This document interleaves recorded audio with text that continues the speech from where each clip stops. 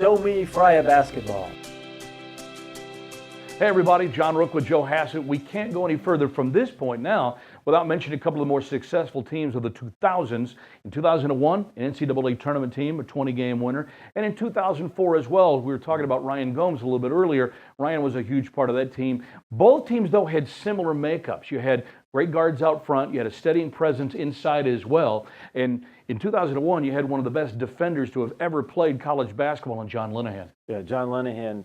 He led the league in steals every year, and defensively, nobody wanted to play against him because the opposition would have somebody else bring the ball up the court that John Linehan wasn't guarding. Defensive player of the year in the Big East, right? He was the smallest guy in the country, and he was the most dominant defensive player. The one guy Kobe Bryant always said, the toughest guy to ever defend me, John Linehan. You never heard of him. Well, you kind of heard of him, especially after 01, I think. Yeah, he was terrific. I mean, he had such quick feet.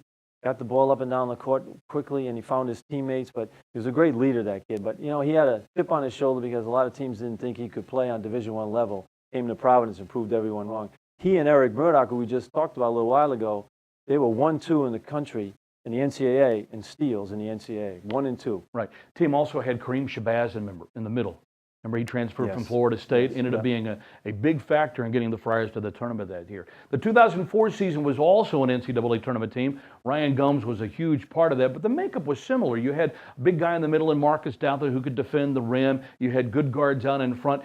That team we thought was pretty talented. It was, but it was a little bit of a disappointment. It was a 5 seed and then lost in the first round of the tournament. Yeah, Marcus Douthat ended up being drafted by the Los Angeles Lakers, so he was in the NBA for a little while, and Rob Sanders was an unbelievable athlete. I mean, great defensive player.